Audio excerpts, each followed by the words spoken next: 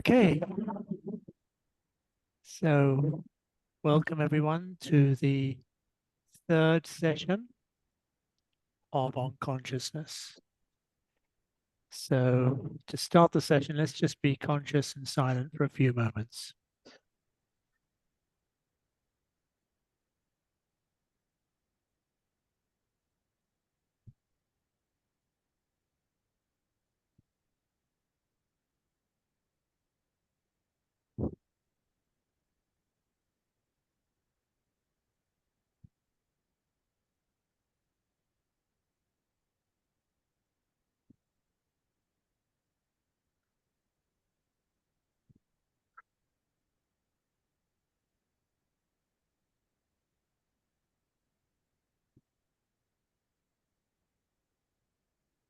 So today's session is a natural consequence of the previous session.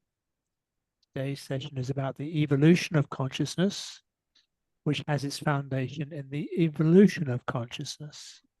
And the evolution of consciousness is an intrinsic part of the divine plan and is up to us. We have our choice to collaborate or not to collaborate in this divine plan. It's sacred work, divine work, and it's part of true living. So over to you, Dr. Basu. Looking forward to the session. Thank you, James. So today we talk about evolution. We had so long talked about involution of consciousness. The consciousness descended, got fragmented, and got into their opposites into the inconscience. And from the inconscious, evolution will start. Now, so evolution is the opposite of involution, but exactly it is not the opposite, because everything is going to happen in matter. In matter, life will emerge. In that complex, mind will emerge. In that complex, other things will emerge. So everything is going to emerge in matter. Now, Aurobindo makes a synthesis of East and West in his evolutionary concept, because evolution was not something which was discussed much in Indian tradition, except for the Dasavatar. You know, the Dasavatars, the fish avatar, the amphibian avatar, the reptile avatar. So all these different stages of evolution, the different avatars are there. That is the parable. So that shows that there was an inkling knowledge of evolution. But still it was not discussed as it was discussed in the West. In fact, it was dissolution, poraya, which was more commonly discussed in the Indian setting. Dissolution, poraya. So evolution has been discussed in the Western philosophy for a long time, but in India it is Sri Aurobindo who brought it into front and made an East-West synthesis like that. And but this evolution is different from the scientific evolution. The scientific evolution is concerned with the biological evolution of forms.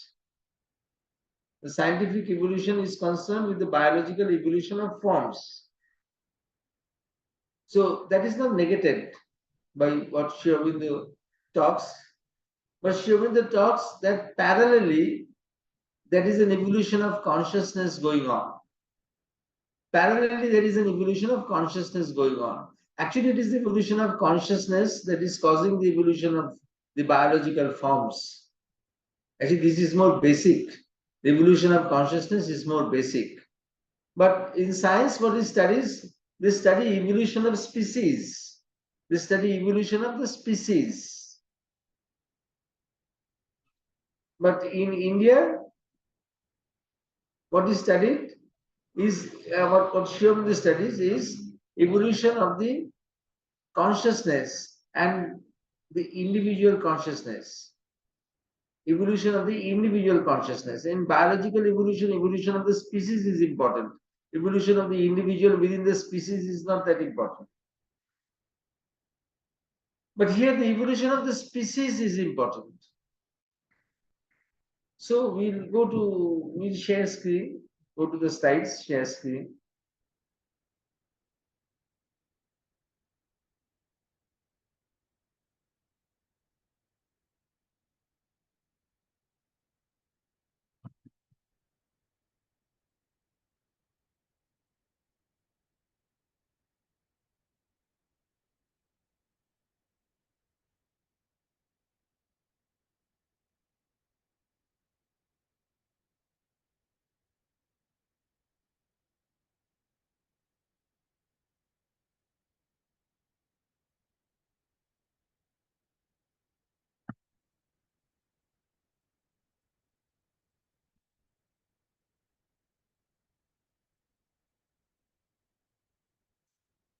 So it is a cosmic evolution with which Aurobindo is concerned. Is not the biological evolution, is concerned with the cosmic evolution of consciousness. There's a difference. And firstly, the involution preceding the evolution in consciousness. So whatever is involved has the potential to evolve, that we discussed. And at every point in evolution, there are two forces that are acting. There is the evolutionary nisus, which is acting from below, and evolutionary nisus is acting from below, stimulating the evolution to happen. And at the same time, there is a pressure from the non-evolutionary world or the involutionary world. There is a pressure at every level. There is a pressure, and there is a. Yesterday we talked about the descent. To the second descent, we talked about this. That at every level, there is a descent of the evolutionary plane of consciousness to matter. At every level, there is a descent. So from life energy descends into matter. Mind descends into where life energy and matter are formed a complex. So every level there is these two forces that are acting. One is the evolutionary nisus acting from below, and above is the force that is coming from above. Now, the force that is coming from above is necessary.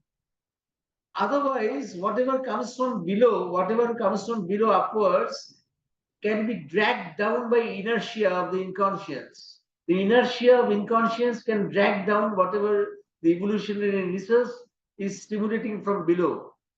So everything as a potentiality is carried below. But the remembrance happens when the evolutionary descent of different planes of consciousness takes place. So you have to remember this. This is very important. The evolutionary nisus is acting from below upwards, and from above each plane of evolution, each plane of non-evolutionary world of that particular plane is coming down. And the evolutionary nisus that is coming from above, from below, and the force that is coming from above, they meet at one point. Like a hook, it is meeting at one point. Like a hook, it is pulled up.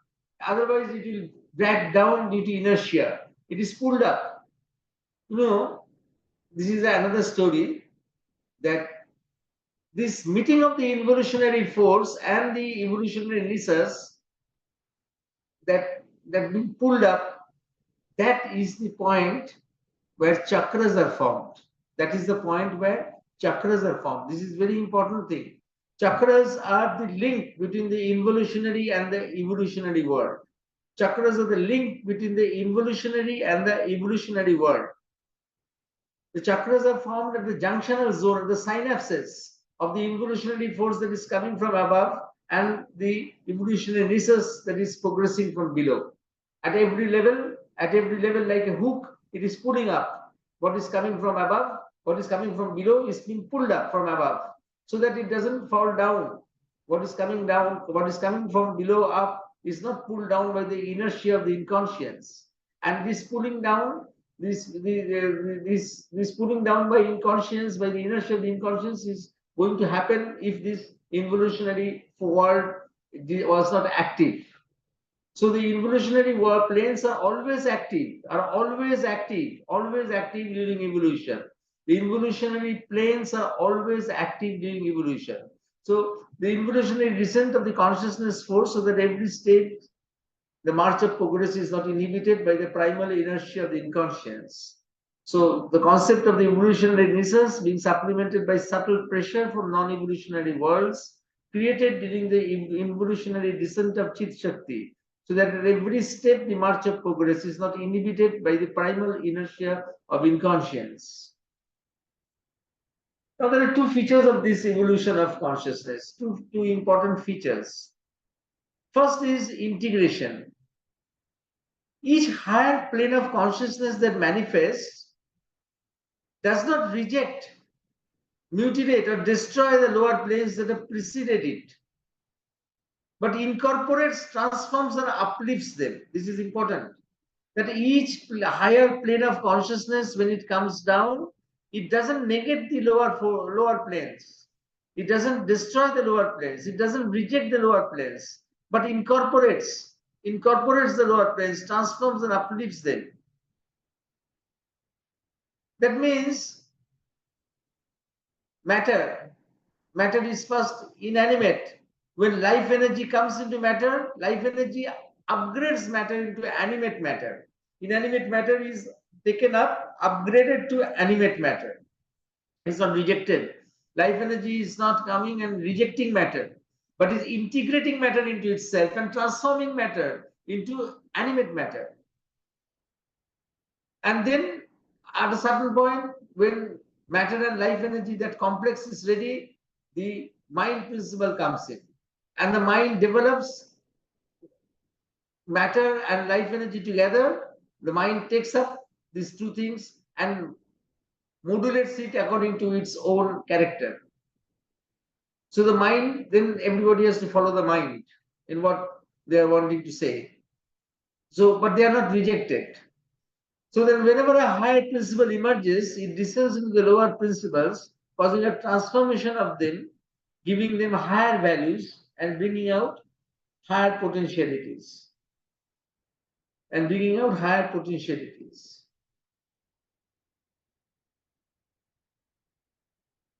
And the second thing is, consciousness outgrows the individual lifespan. Consciousness outgrows the individual lifespan. This is where it is different from biological evolution of the species, which stops at the death of the species. But here it doesn't stop at death. Something of consciousness is there which lasts death. While the biological evolution of forms is necessary for the perpetuation of the species, the inner evolution in consciousness is necessary for perpetuation of the individual consciousness beyond the form of the species. This implies that a projection of the individual consciousness can outgrow an individual lifespan. So a projection of individual consciousness actually outgrows the individual lifespan. So in our individual lifespan, there is consciousness, there is there. One part of that consciousness will outlive us. When we die, it will outlive us.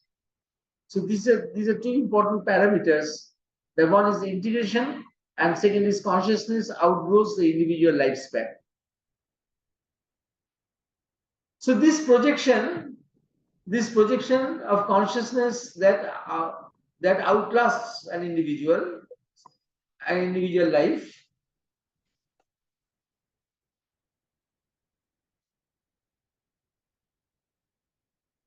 now this is in the form of a spark soul or a spark of divinity.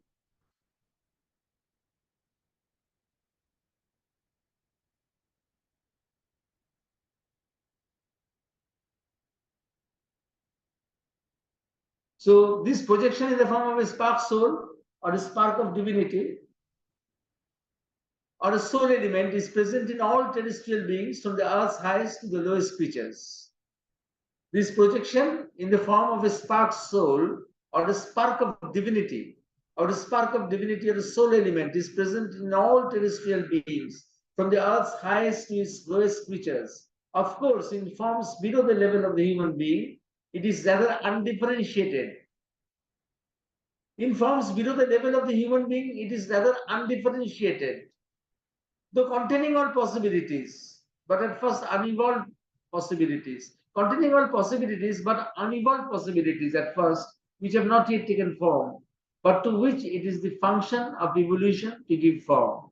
So there's the difference between human beings and the rest of the creation, that it is rather undifferentiated in the rest of the creation, containing all possibilities, but at first uninvolved possibilities, which have not yet taken form, but to which it is the function of evolution to give form. So this is the spark of divinity or the soul element which outlasts the individual form. In the human being, this soul element becomes more differentiated. In the human being, this soul element becomes more differentiated to become a personality. It becomes a personality, the psychic being. You see, the soul element becomes more differentiated to become a fourth dimensional, beyond ego principle. Fourth dimensional, beyond ego principle that supports the mind, vital, and body and gathers the essence of all experiences in a lifetime. And it can also simultaneously identify itself with the essence of universal consciousness. So, in the human being, this soul element has become more important, more differentiated. It is going to surpass the ego. It is a fourth dimensional principle, ego surpassing principle, and that supports the mind, vital, and the body. It supports the evolution. It supports the evolutionary being, the mind, vital, and the body, and gathers all the experiences of life in lifetime. But of course, the experiences here means those experiences which are very noble, which are most intense, which have an element of divinity in them, or which are changing courses in life. Rest of the experiences, they go in the cosmic waste paper basket. Rest of the experiences go in the cosmic waste paper basket. So all the experiences which are interesting, which are deep, which are intense, which are changing the personality, which stand at the point of change of personality, all these experiences are gathered in the psychic being, and the psychic being identifies also with the cosmic consciousness. The psychic being is in the fourth dimension. It is the fourth dimension, so it identifies with the cosmic consciousness. So it can outlive an individual lifespan and continue to enlarge its repertoire of experiences in different points in space and time. There is the psychic being in the fourth dimension. Being in the fourth dimension. It gathers all experiences. It goes to rest, and then it again is born. Again, does fresh experiences. So always the experiences begins to enlarge. Always the experiences begin to enlarge, and after many births, the psychic being becomes a personality. The soul element becomes a personality. When it has become a personality, it is called the psychic being. When it has become a personality, it is called the psychic being.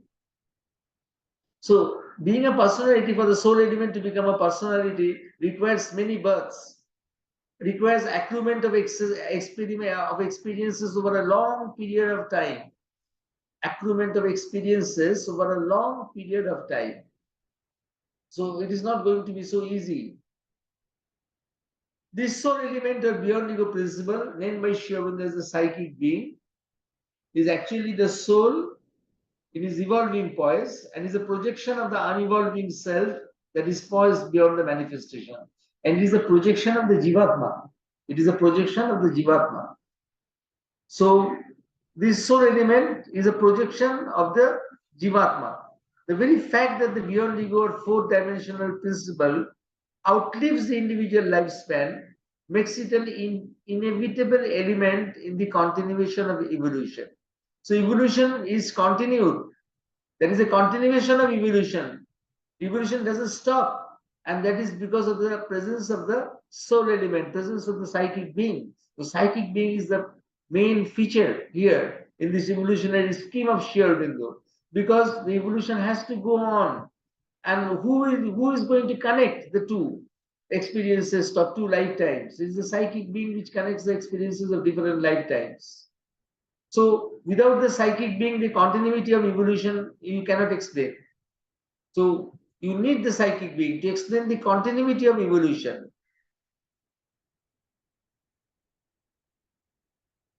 A further evolution beyond the human being necessitates an integration of all the planes of consciousness with an individual around the sole principle of psychic being. Now, this is for those who are wanting to do sadhana in Sri Aurobindo's perspective. So, if the evolution is going to be more meaningful, what one has to do, one has to integrate all the planes of consciousness, the physical, vital, mental, around the psychic being. So, you see, this is for those who are doing sadhana in Sri Aurobindo's paradigm, or might not be doing officially in Sri Aurobindo's paradigm, but doing sadhana of evolutionary growth, of consciousness. What they have to do, they have to integrate all the different parts of the being around the psychic being. Now, this integration is not possible in the outer being, because in the outer being everything revolves around the ego. And in the outer being everything is mixed. The physical, vital and the mental are all mixed together. The physical, vital and the mental are mixed together in the outer being. So in the outer being, there is confusion, there is chaos. When one shifts from the outer being to the inner being is situated between the outer being and the soul element. The inner being is not the psychic being. Inner being is situated between the outer being and the soul element. The inner being as an inner mind, as an inner vital, as an inner physical. And when one comes to the inner being, then gradually the physical, vital, mental can be separated from one another.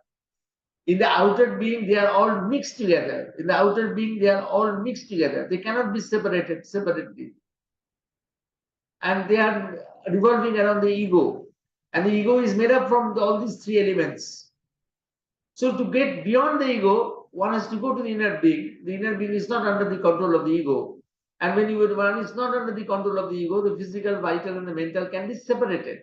And once they are separated, they can be brought back and integrated around the psychic being.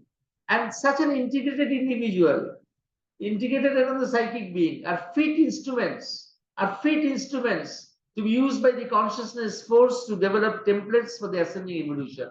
So, if you have to ascend individually along the evolutionary hierarchy, what would we ascend? We have to integrate ourselves, otherwise we can't ascend. We have to integrate ourselves around the psychic being. Then only we are ready for ascension. Individually, we are ready for ascension only when individually we have done this task of integrating all the discordant elements of the being around the psychic being. Because the psychic being is the true integrating center of the personality. It's not the ego. It is not the ego, but the psychic being, which is the true integrating center of the personality. And then the psychic being, together with the integrated elements, form the integrated human being. And this integrated human being can ascend along the hierarchy of consciousness for a conscious evolution. Otherwise, evolution will continue unconsciously. Unconsciously, evolution will continue. But for a conscious evolution, the integration has to be there and on the psychic being. And then this integrated individual will arise. Otherwise, who are we to arise? We are a little bit of emotions, little bit of thoughts, little bit of what do you call this, little bit of that. We are so scattered among ourselves, so divided within us, that we cannot conceive of us to be fit for rising up, to rise up in consciousness, to ascend in consciousness, to ascend through consciousness. We have to be ready for that, and to be ready for that, we have to integrate ourselves around the psychic being. So, in giving credence to the soul in the evolutionary poise, the cosmic evolution becomes a spiritual evolution also. So, this evolution was started as a cosmic evolution, but it becomes a spiritual evolution also. Now, this task is necessary. This integrated human being to rise up in consciousness, to embody the highest states of consciousness, is necessary. because as Sri Aurobindo said, man is not final, but a middle term only, a transitional being, an instrumental intermediate creature. Man is not final. We are not final beings. We are intermediate creatures. We are middle beings. New living forms may not be appearing freely. When if the evolution is continuing, why are now no living forms being made after human being? After the question might be raised, how after the human being, no new living forms are found. But new living forms may no longer be appearing freely, but this is because it is not, or at least it is not primarily new living forms, that the force of evolution is now busy with evolving, but new powers of consciousness. This is very important because evolution has come to a stage now where there is going to be a paradigm shift, So instead of new living forms, which are new living forms appeared so long new living forms appeared, hundreds and thousands of animals and birds and insects and all these things. Ultimately, human being came. But after the human being came, if according to Sri Aurobindo the evolution is active, then the question can arise: why new living forms are not produced? Because the consciousness is now primarily busy with evolving new powers of consciousness.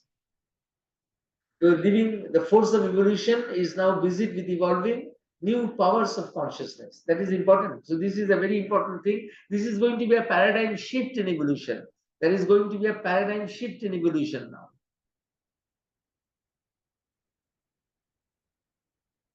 So there is a sublimation in evolution. The lower purifies and modifies into the higher. The lower purifies and modifies when the higher thing comes. The lower purifies and modifies itself into the higher. Matter rises to life, life into psyche, the psychic being and mind, mind into overmind and supermind. So that the opposite, no? From the supermind to overmind came, from there the mind came with the psyche, then the life, then the matter, and now the opposite movement is there. Matter rises to life, life into psyche and mind, mind into overmind and supermind. So this is going to be the evolutionary step. But for this step, to follow this step, which is promised, which has been promised, this step has been promised, but you have to integrate all the centers, all the discordant parts of your being around the psychic being, and then ascend along the evolutionary hierarchy.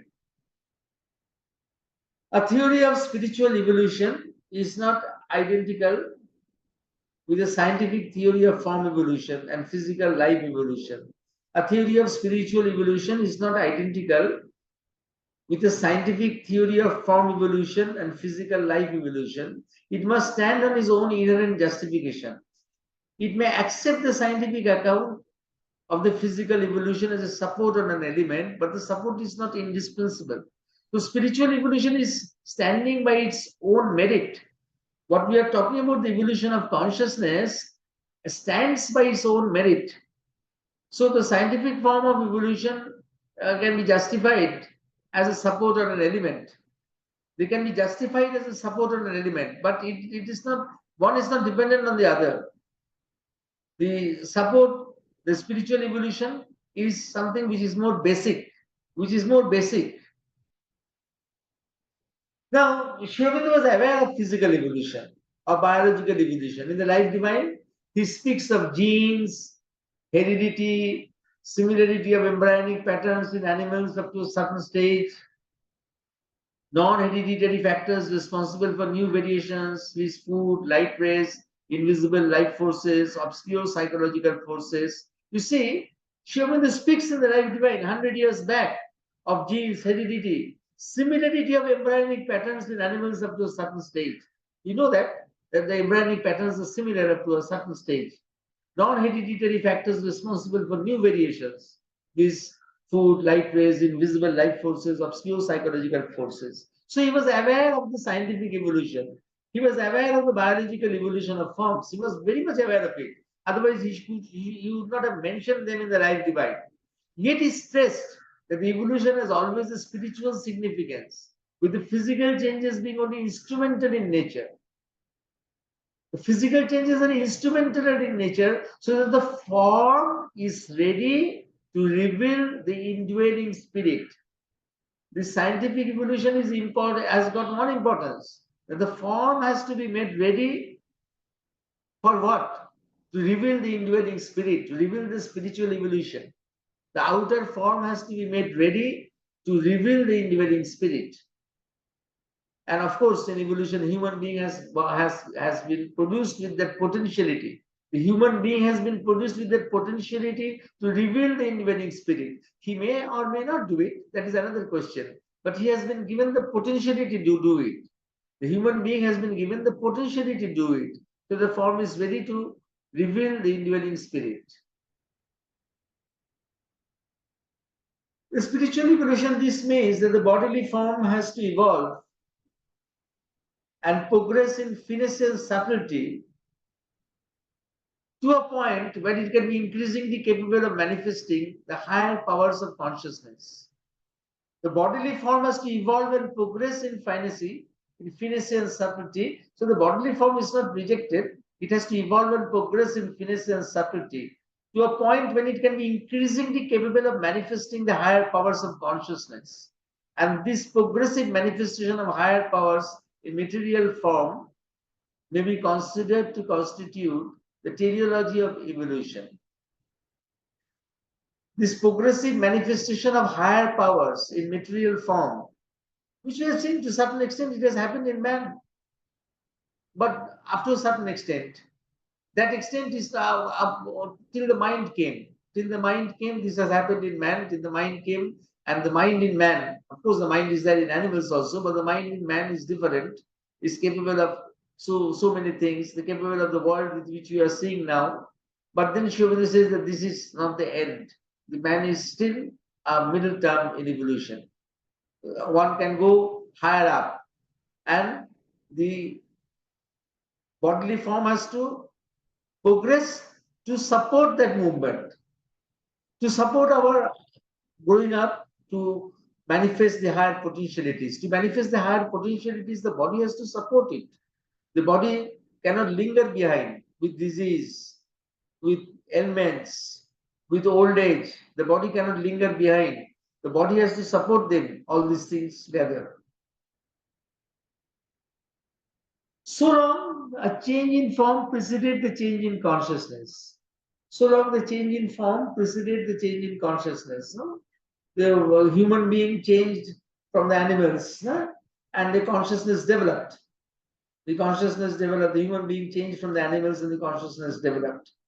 But after the mind principle has manifested, it has brought in a conscious will. It has brought in the conscious will. So long willpower was not conscious, but the conscious willpower has come. And hence the next stage in evolution will primarily be an evolution in consciousness. The change in form will occur, but it will be preceded by a change in consciousness. So change in form is supposed to occur.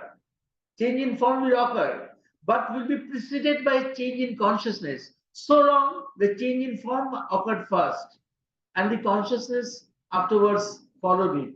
But now the paradigm shift is there.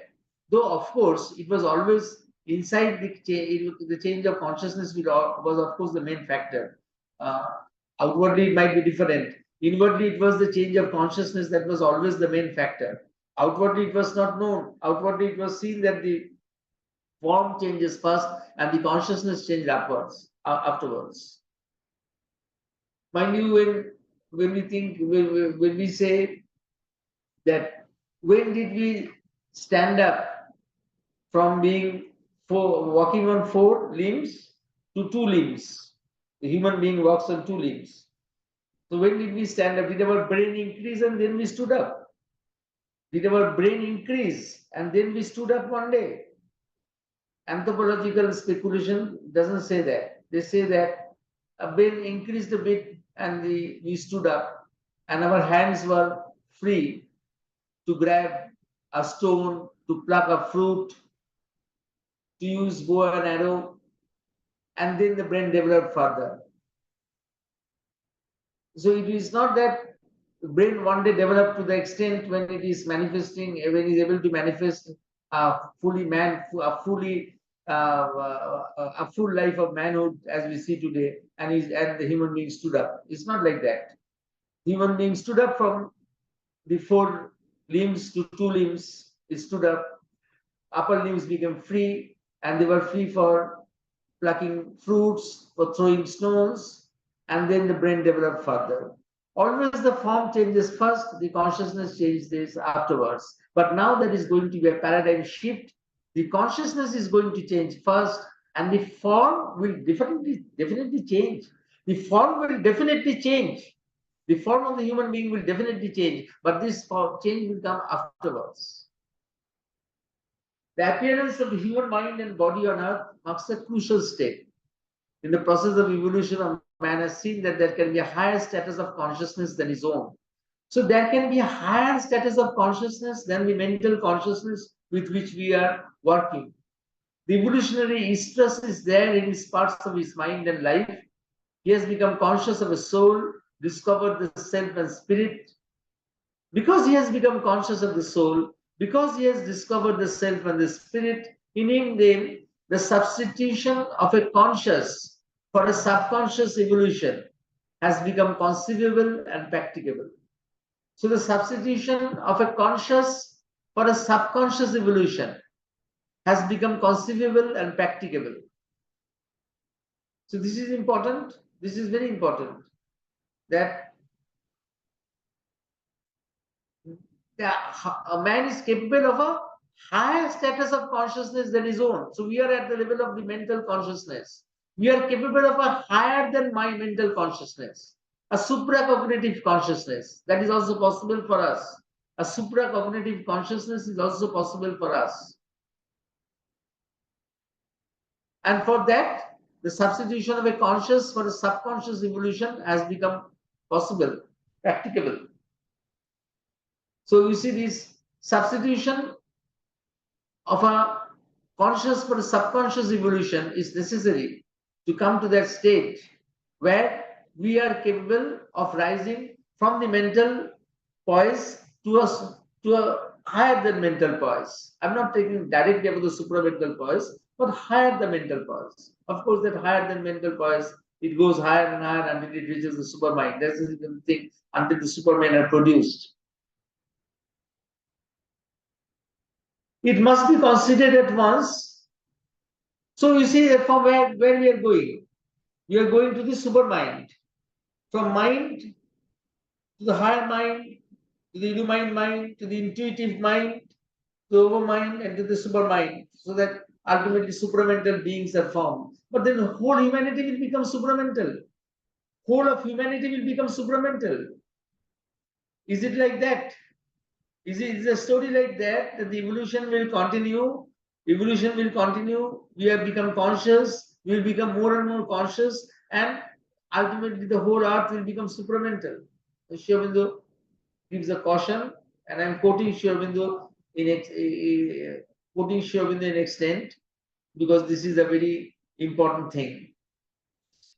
It must be considered at once that there is not the least probability or possibility of the whole human race rising in a block to the supramental level. It must be considered at once that there is not the least probability or possibility of the whole human race rising in a block to the supramental level. What is suggested is nothing so revolutionary and astonishing, but only the capacity in the human mentality. Only the capacity in the human mentality, when it has reached a certain level or a certain point of stress of the evolutionary impetus, to press towards a higher plane of consciousness and its embodiment in the being, and to embody that consciousness in the being.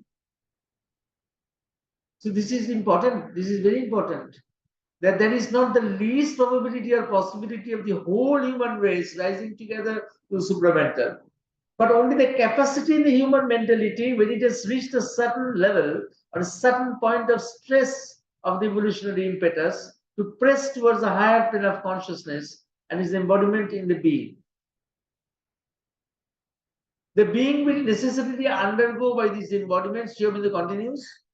The being will necessarily undergo by this embodiment a change from the normal constitution of its nature, a change certainly of its mental and emotional and sensational constitution, and also to a great extent of the body consciousness and the physical conditioning of our life and energies.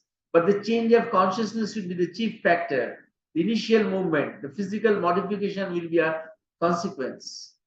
The being will necessarily undergo by this embodiment a change from the normal constitution of his nature, a change certainly of his mental and emotional and sensational constitution, and also to a great extent of the body consciousness and the physical conditioning of our life and energies. But the change of consciousness will be the chief factor. The initial movement, the physical modification will be a consequence. This transmutation of the consciousness will always remain possible to the human being. This transmutation of consciousness will always remain possible to the human being. When the flame of the soul, the psychic kindling, becomes potent in heart and mind and the nature is ready. The transmutation of consciousness will always remain possible to the human being when the flame of the soul, the psychic kindling, becomes potent in heart and mind and the nature is ready. So far, our initial task now is to open to the psychic being, to let the psychic being dominate our nature, to let the psychic being dominate our ego, and then after then finding the inner being, developing the different attributes of the physical, vital, and mental planes, and then bringing them around to integrate around the psychic being. So the psychic being is so important. So for us, instead of thinking about that we will become supramental, we think about a change of consciousness that will come, and a stress will be produced, which will produce a change of consciousness. And this change of consciousness will be initiated by the psychic being. Now, the anthropologists used to say for a long, long time, anthropological speculation has been there that the human body in future must undergo changes. And one of the changes that the oddities of the human body, which serves no evolutionary purpose, like the excess fat in the female breast and the female buttocks, they don't serve any evolutionary purpose. The excess fat in the female breast and the female buttocks, so they should not be there, or one day they will not be there. Now, the mother has described the future body, and the mother has described exactly what the anthropologists say, that the future body will be devoid of oddities, will be devoid of the oddities, and will develop unique qualities. The future body will develop unique qualities. So in evolution, this thing is going to happen. In evolution of consciousness, the body will change. In evolution of consciousness happens, the body will change. And the body will change in four ways the body is going to change. One is lightness with no feeling of inertia or unconsciousness. A feeling of lightness with no feeling of inertia or unconsciousness, which is what you see, inertia is something which bogs us down every day. Every day, every moment we are bogged down by inertia. When we get up from bed, there is inertia. You see, there is not laziness. You get up from bed, we have to get up against resistance. That resistance is inertia. Laziness is ill will. Laziness is different from inertia. Laziness, mother said, laziness is ill will. It is not inertia. Inertia is the resistance of the body, which is a resistance of the matter. And that feeling of lightness with no feeling of inertia or unconsciousness will be there. And it will be adaptable in all conditions. Adaptability in all conditions. So all conditions, whether it is conditions of temperature, of climate, of culture, in all conditions, all kind of conditions, the body will be adaptable. And then plasticity, obviating the necessity of dull resistance that leaves one's battered. So the body will be plastic. So it doesn't need to doesn't need to resist every time, everything. And luminosity. Of course, that is the fourth point, is very difficult point, that vibrates at the cellular level. Luminosity that vibrates at the cellular level. So these are the four attributes of the body which mother has described, the future body. So the future body will have unique qualities. Future body, you see, the future body of the human being will change, will not have the oddities, will be more. You see, even mother said that the usual process of sexual reproduction will not be there to produce a child. A child can be produced without the usual process of sexual reproduction. And the form will become more neither masculine nor feminine.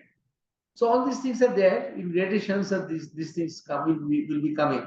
But for the present moment, we know that the future body will be lightness, adaptability, plasticity, and luminosity. What next?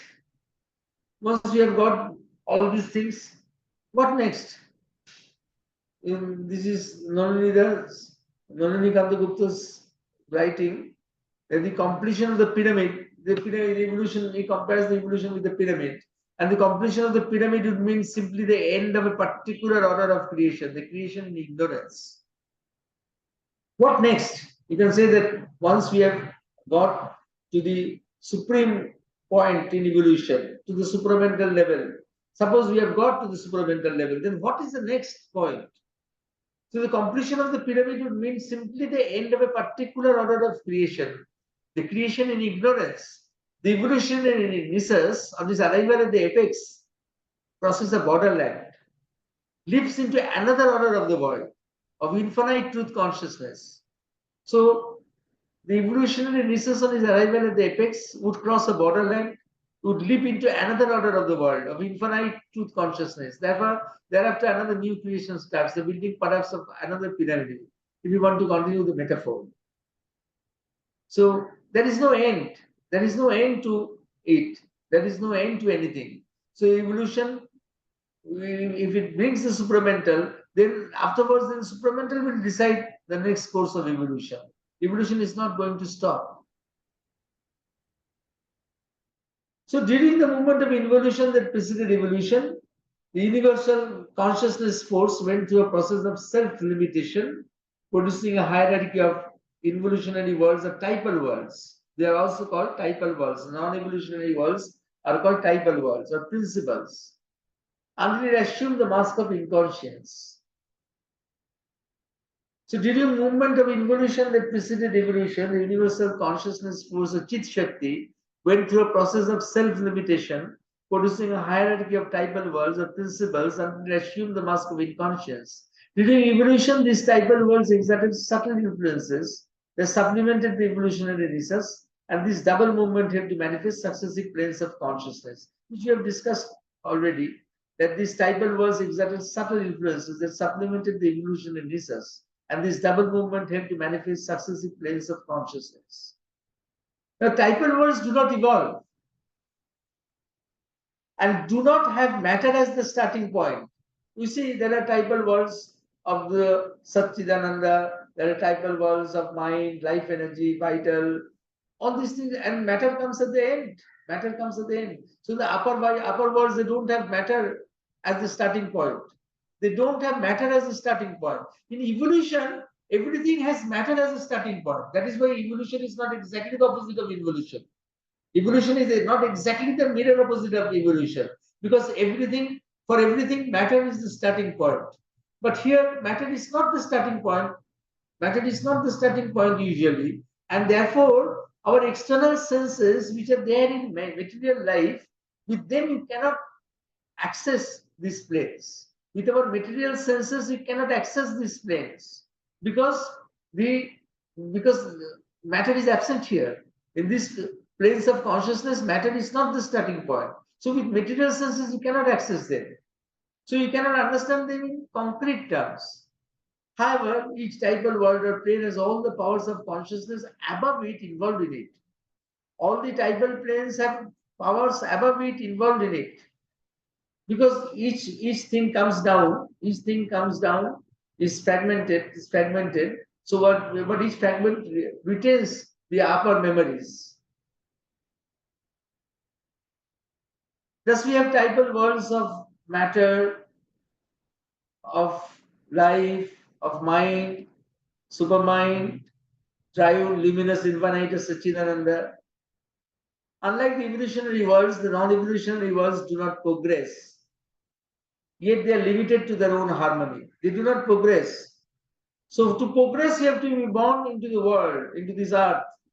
To progress, you have to be born into this earth. Those worlds are non-progressive. They don't progress. They are fixed typal planes. The earth, on the other hand, is an evolutionary world. Not at all glorious or harmonious, but rather most sorrowful, disharmonious, imperfect.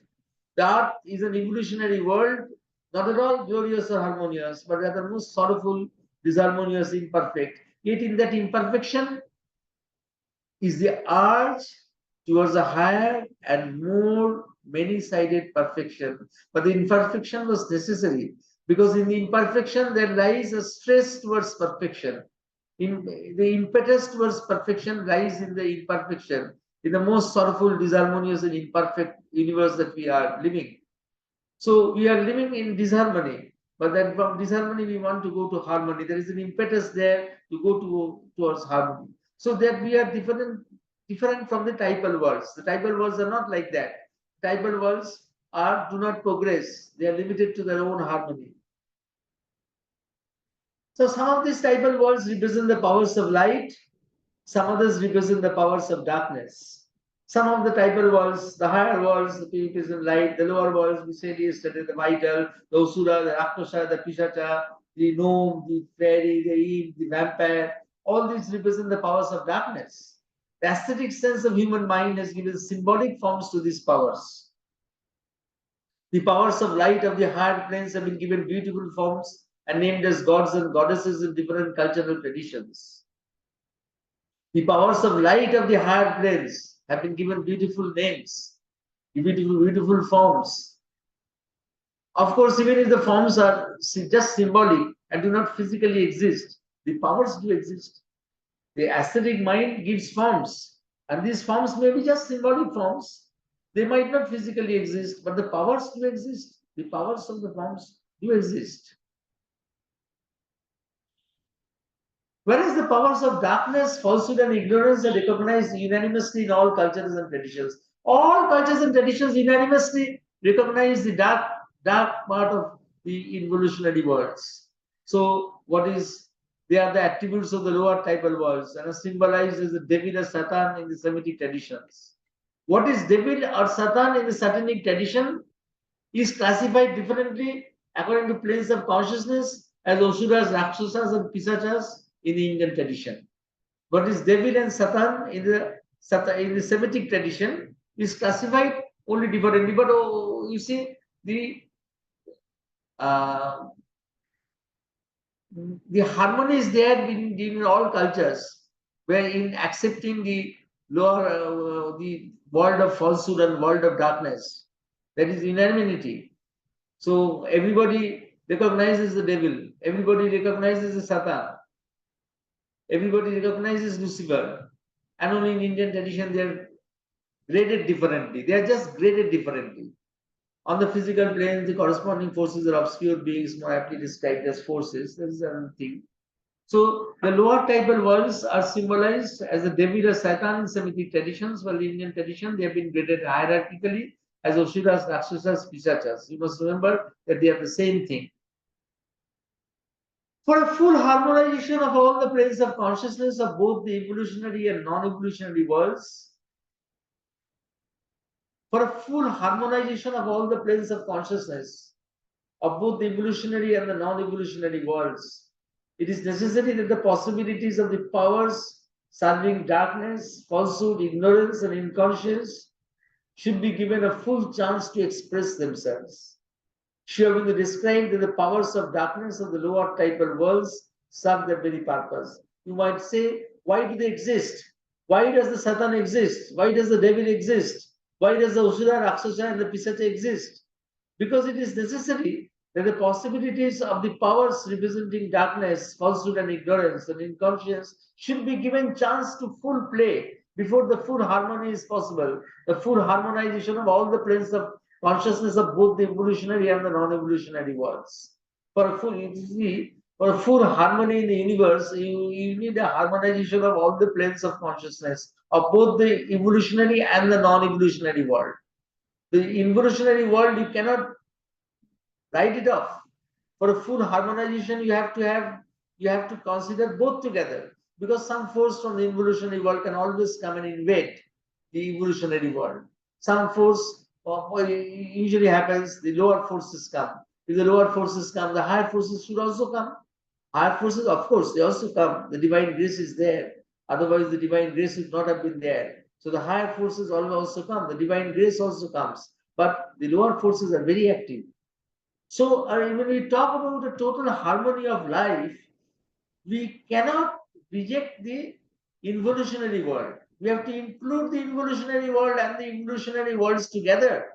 We have to include both the worlds together and to recognize that the lower forces of the involutionary worlds have been given right to develop themselves so that their full play is permitted, so that all the possibilities are worked out. After then only the harmony can be there. The purpose they serve in the world is to give a full chance to the possibilities of the inconscience and ignorance. For this world was meant to be a working out of these possibilities, with the supramental harmonization as its eventual outcome. The purpose they serve in the world is to give a full chance to the possibilities of the inconscience and ignorance. For this world was meant to be a working out of these possibilities, with the supramental harmonization as its eventual outcome. So you see, when we talk about the harmony of the world, of course, so long evolution has happened because of the help from the evolutionary worlds. Without the evolutionary worlds, evolution is not possible. Without the evolutionary world, evolution is not possible. And towards a more growth towards evolution, you need a more conscious application of the evolutionary worlds. You need a more conscious application of the evolutionary worlds. You need to be more conscious of it, from a subconscious to a conscious evolution.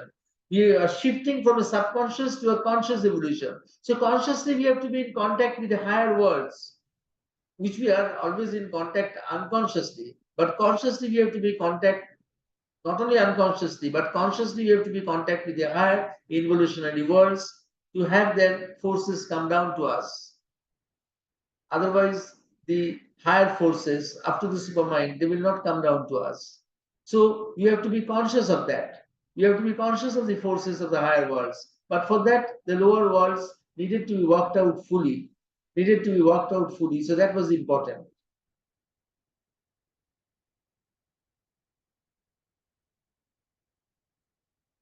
So I stop the screen sharing.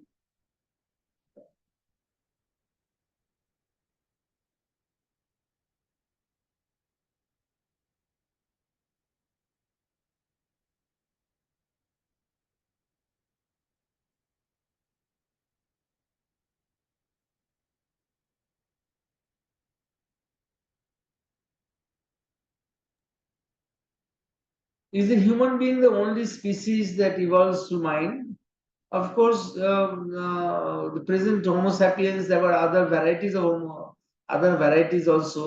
which are parallel to Homo sapiens. But the Homo sapiens has the human being. You mean the Homo sapiens? Except besides the Homo sapiens, there were other varieties also, but they didn't survive. The Homo sapiens survived.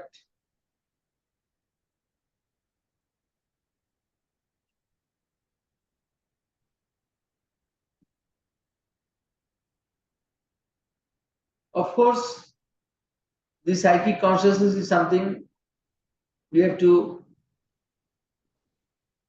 increase the psychic consciousness. You have to be conscious of the psychic being. You have to be conscious of the psychic being inside us, the center of true integration of the personality. You have to be conscious of that. And the psychic consciousness, increasing the psychic consciousness is the most important step in Sri Aurobindo's yoga. That is important.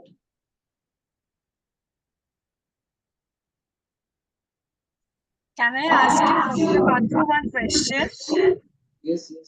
Yes, today only I got this quotation. It is only in the calm that one can enter into touch with the psychic consciousness by Mother. So how can we go inside, like how can we increase? That was my question. Can you just elaborate, like what are the ways or methods? All right, we'll come to it. We'll come to it. Okay. Let me first answer the other questions. We'll come to it. Okay, Dr. Yeah, so Dr. Basu, you had said that it takes a lot of, births for the psychic being to be formed. So is it possible? I mean, there's a possibility that maybe in this birth, we do not have a psychic being in us. It will take few more births for us to develop that psychic being. Mrs. Hidden is dormant inside. It has to be developed and has to be brought forward. It has to be developed and brought forward. But it is already it's there in everybody. Psychic being in everybody, in every person. I'm not talking about you, but in every person, the psychic being is not apparent. Apparently, it is still not that fully formed in everybody. So this formation of the psychic being needs time through evolution. Okay. Sir, can I ask, sir? Yeah. Hello? Yes, yes. Sir, I just was referring to certain earlier notes. Now, what I understand that man is in a very peculiar position today, in the sense that, if I understand correctly, we have Shiva. I'm talking in terms of Indian context. Shiva, the inconscient earthly elements, and Vishnu as the super consciousness, super conscient, God of gods. Now, the forces are, as you explained, that forces are pulling down underground underneath, referring to the earthly matters, and people are in the middle. You have Shiva, then Rajas, that is people, and then the Vishnu, all powerful and vibrant. Now, in this context, we have this spinal cord is considered to be the root of attaining all powers, both supramental and physical powers. Now, as I understand, if I'm correct, there are certain 36 points in it, which refers to the different 36 gods. Now, each refers to one power. If you have any, if you can give us your views on this aspect about these 2-3 things which I just mentioned. The different powers of the gods, you see that the overmind is the level of the higher gods. The higher gods, the overmind is the level of the higher gods, and each higher god is there representing a type of archetypal representation. It is an archetypal representation of a set of powers that godhead. And then, but they are all subservient to one unitary godhead. They are all subservient to an unitary godhead. And so from the overmind, we are seeing gods in that way. And regarding the difference between Shiva and Vishnu, it is very difficult for me to say anything here. But Sri Aurobindo has said that the Vishnu's preservation has to be prolonged. Vishnu's stride, he has said that Vishnu's stride, that Vishnu's 3 steps, Vishnu's stay 2, and 1 step, you see the prolongation of that step, so that the creation doesn't dissolve. This creation should not dissolve. So that this creation should not dissolve, Vishnu should be worked upon, and Vishnu's maintenance of the world has to be prolonged.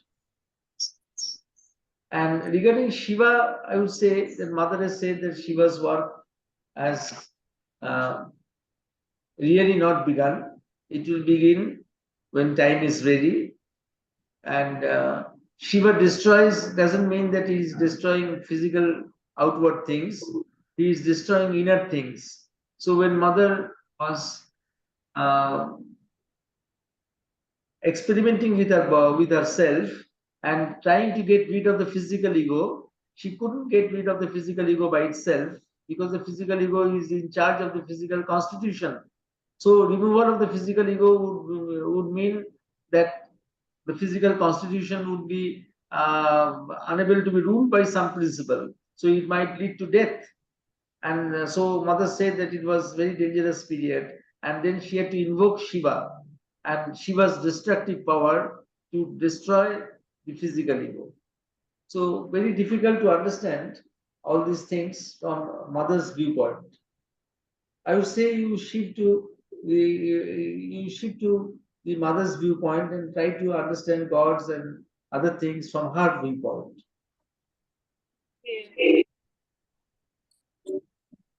Thank you. Thank you.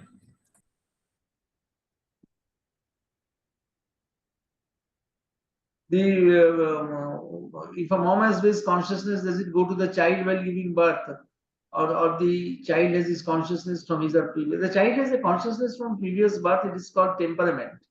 The consciousness, the child's consciousness is called temperament. The temperament, the child is born with a temperament. Some children are nagging, some children are very happy, some children are very irritable. So a child is born with a temperament, but that is not personality. But then certain parts of personality, deeper personality are there with which you are born, and of course the mother also transmits her portion also.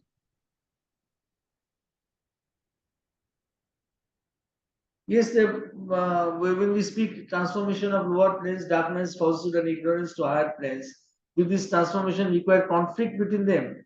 As lower planes are more stubborn and not ready to change, of course, it requires conflict because they are very stubborn. They refuse to change, and that is a problem. So that is all right. That is all right. That is a conflict there. What are the signs of progress of consciousness in the current physical form? Shall we have to wait to see all the changes till we become supramental? Now see, in the physical form is getting ready for change. The physical form is getting ready for change from different ways. First is that people have become more, what you call, conscious of environmental issues, ecological issues. It was not there when we were children. More and more people are now concerned with ecological issues. With the body itself, the people don't want to have excessive antibiotics. Children are not given antibiotics nowadays as before. Health has progressed to a point where instead of gross operations, we go to micro operations, disturbing the body as little as possible. So in all respects, we see that there are subtle changes that are going on. Of course, these changes are the beginning. They are the beginning, but it shows that we are ready to change. And then there is more awareness of the body consciousness, because the body consciousness has to be worked upon. And the body consciousness is not known, but now, recently, throughout the last 10, 15 years, we have seen that throughout the world, that the concept of the body consciousness has changed. You see, when this corona came, at a stroke, people become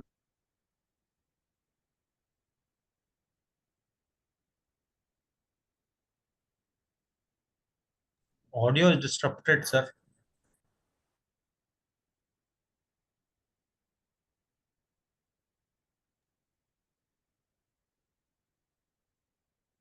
It's from Dr. Basu's end.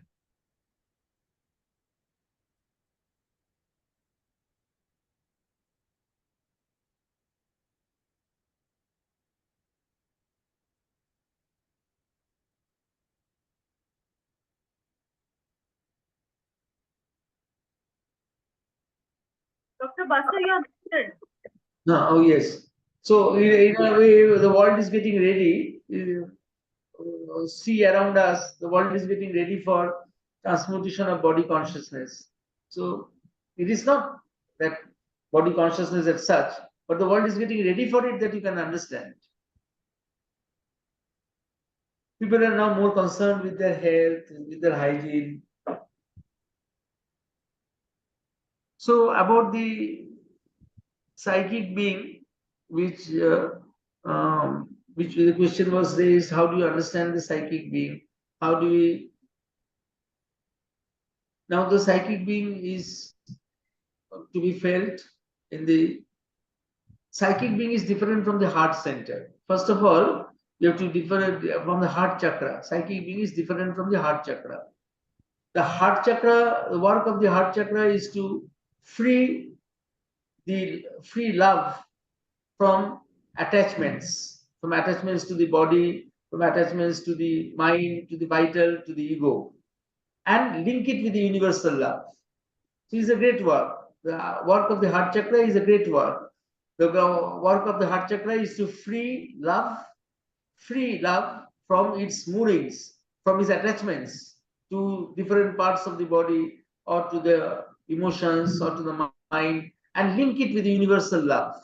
So this is a great thing, and it has done a great thing to the world, because love in itself, it has come from the inconscious, and from the inconscious everything was impure. Inconscious everything was impure, because in the inconscious everything had become opposite. What I said yesterday, that the superconscious had come down into the inconscious and had become opposite. Love had become hatred, light had become darkness, knowledge had become ignorance, and so everything had become opposite there, and from there evolution starts. So from there the impurity comes in. The impurity comes in from the inconscious. The impurity comes in from the inconscious. So that is why when you see that in Christianity it is considered that men are born sinners, it is because of that impurity from the evolutionary point.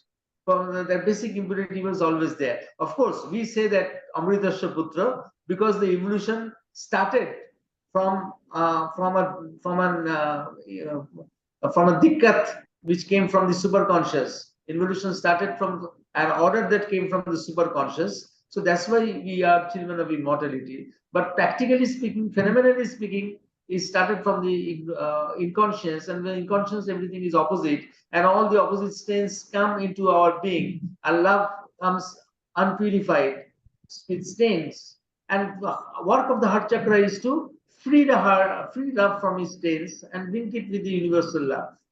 But the psychic being is behind the heart chakra. The psychic being is behind the heart chakra. Psychic being has descended from the Jivatma, and the Jivatma has descended from the overmind. So psychic being is free. Psychic being is free from inconscience.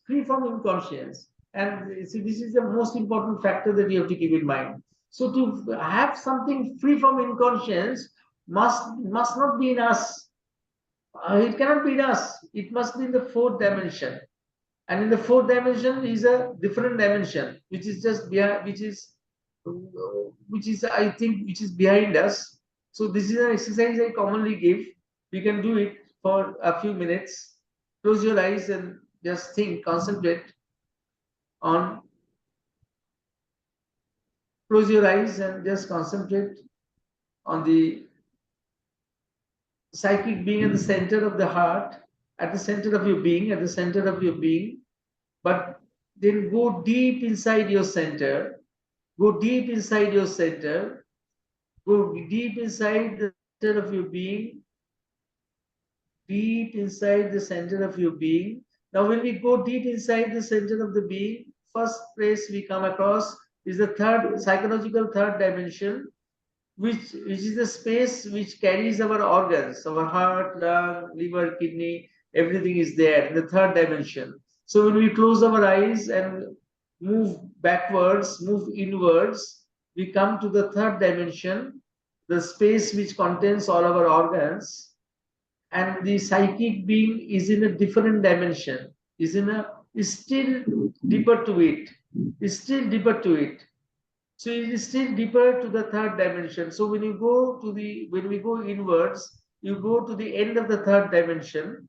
You go to the end of the space which contains your viscera, your heart, lungs, and all, and you go to the end of the space, and beyond it, separated by it, in a different space, is the source space of the psychic being.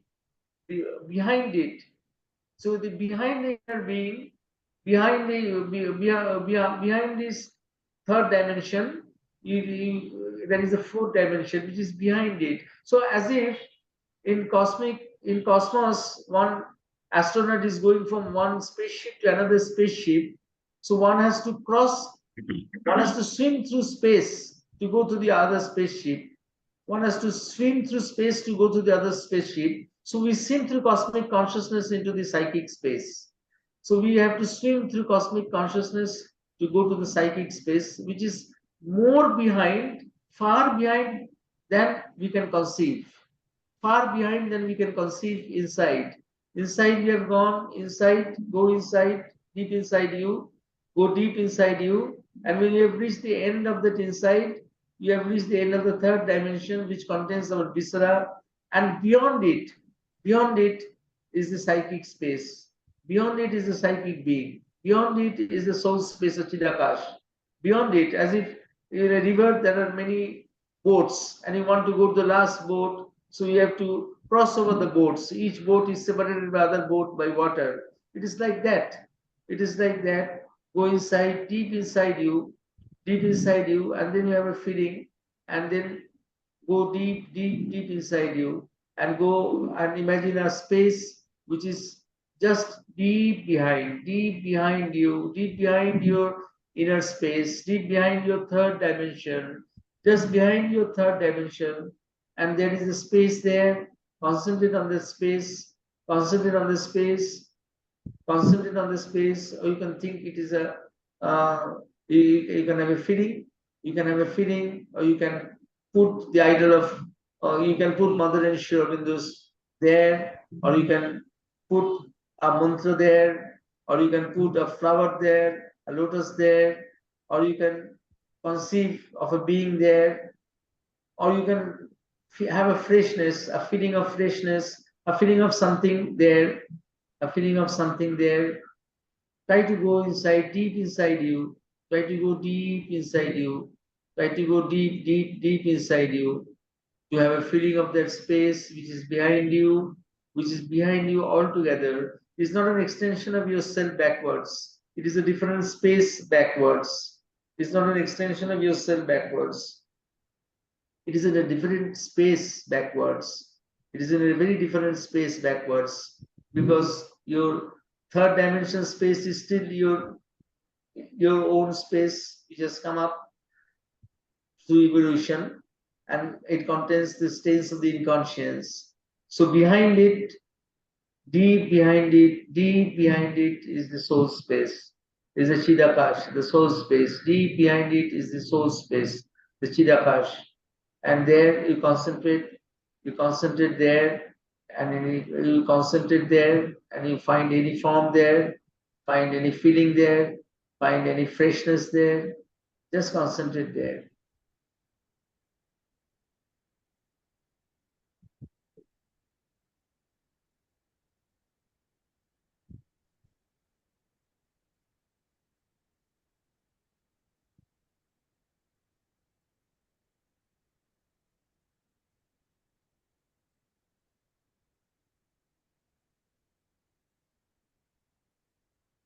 Yes, you can open your eyes.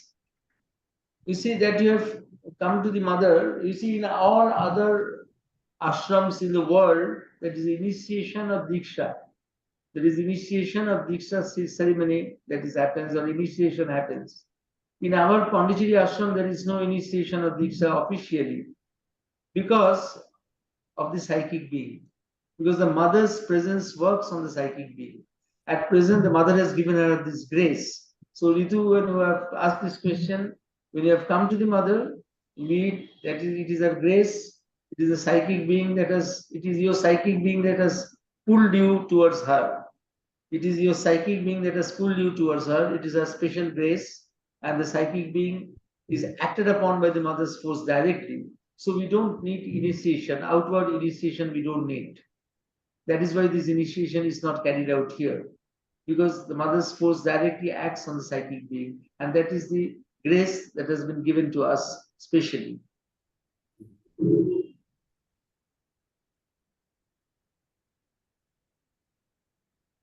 Yes, Mr. Madan? Sorry, I just wanted to go to the mother, since you refer to her. She says that you can't think of me unless I have thought of you. So all of us here cannot think about her unless she's thought about us. And that's the psychic contact. And that once that psychic contact is maintained, it never switches off. Never. It's in her nature, it's one of her fundamental characteristics that once she connects with you through your psychic, she never leaves you. Now, your mind, your vital, your physical being may have their own course to run, but I mean, ideally, you should be finishing all this in one birth. Why delay things? And in fact, I spoke to some of the disciples in the ashram, and doctor, this is one thing, the one question, I don't know when you would like to take it. The whole concept of pain and suffering, why is it there? And that includes physical pain and suffering. If it is within the next 3-4 sessions that you might want to dilate on that. We got a conference on that coming up in January. Oh, that's interesting. I would be. Yeah. And 4 days of it, so you'll be fully absorbed. So that's wonderful, because I met for a few months ago, we were in Pondicherry, and I met Vijay Bhai. And just to say that he's undergoing that typical, pain and suffering.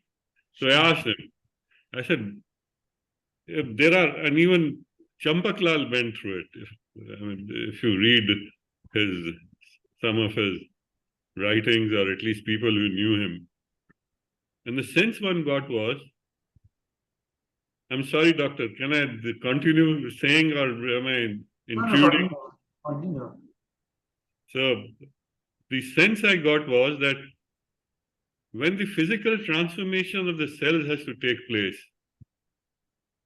they are so dense in ignorance that the only reaction is pain and suffering. And that could come in any way. It could be you could attract a disease, you could attract whatever else that could be. So a lot of people, disciples, have undergone that when the question of the transformation of the physical cells of the body takes place. So James, I would be quite happy to attend the January conference webinar that you're going to have. You can come here. It's live as well. Oh, wonderful. Live and online. Excellent. But I must say that you're doing some wonderful work, Dr. Basu. You're explaining things in such a simple way that otherwise you would have had to read the entire works to understand what Sri Aurobindo and the mother have said. We are grateful to you. And thank you, James, for bringing in all this together. And tomorrow when we talk about the unconscious, we'll talk about the suffering. Okay, that'll be nice. Resistance, we'll talk about it, because tomorrow we are going to speak about the inconscious and how the mother went through it and how the mother suffered. Yes, she did. Especially in the agenda, Satprem writes about it. And often there is a reference to her own physical suffering.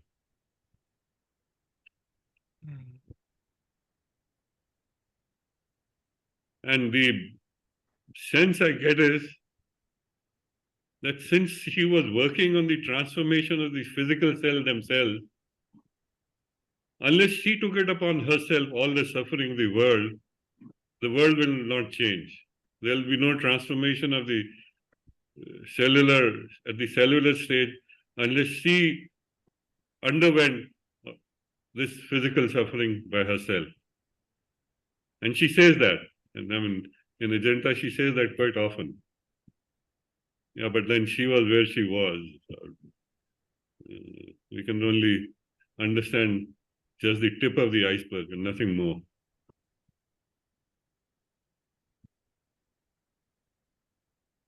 Sir, just one request. Sri Aurobindo's, I've read somewhere about the kingdom of the subtle matter. I couldn't understand.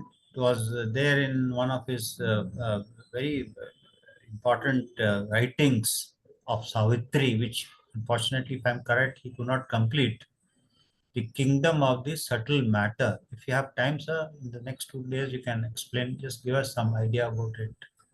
Kingdom of the subtle matter. And with the inverted explanation of the inverted triangles, no? The upward forces and the downward forces and the lotus in between, looking up, blooming, and pulling down. So some explanation about it. The next, when you have time, sir, you may kindly. So Dr. Basu, one small request. As and when the context comes up, please explain a little more detail the Sat Chit Anand aspect, which is the Chit is involved in the Sat, and Ananda, you did mention, is a state or characteristic of it. Now, I hope I'm using the right word for it. You use a different word, I don't recall that now. So, if your pure existence is a state of Ananda too, can one understand it like that? Yes. One can understand it like that. So whether in manifestation with the Chit Shakti operating, or the pure existence, which is in a way you can call it the static cell, the principle of Ananda operates on at both levels. Is that the right way to understand things? Yes, yes. Okay. So the Ananda precedes everything. Would that be the right? Value aspect of it's a value aspect. It is the Okay. value aspect of the manifestation. So no, of the manifestation or even of existence. Even without manifestation, but it is the value aspect of the whole thing. So how does the Ananda manifest itself? As and when you would like to, for example, joy, happiness, are these diluted forms of that Ananda? Yes, yes. Of course, there are projections of Ananda in the human form, and projection is always diluted. Understand.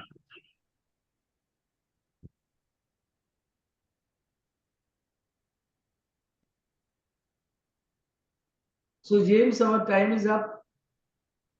Good. Thank you, sir. Thank you so Yes, much. unfortunately, yes, yes. So, what can I say? No more questions? Okay. So Well, James, don't say that. I better not say that, yeah, because he'll get you off again. Yeah. Dr. Basu would get delayed. Otherwise, there are enough questions to ask him. Yeah. Our queries will never end. Yes, Yeah. that's I mean, quite true, Sundar. Yeah. Okay, so until tomorrow, everyone, be in Yes. conscience. Thank Good. you all. Thank you so much. Thank Thank you, you. everyone, and Thank you, see, Dr. Basu. Thank you, James. Thank you. yeah, Thank you. see you all tomorrow. Yes. Yeah. Bye, Yes. everyone. Bye. Thank you. Bye.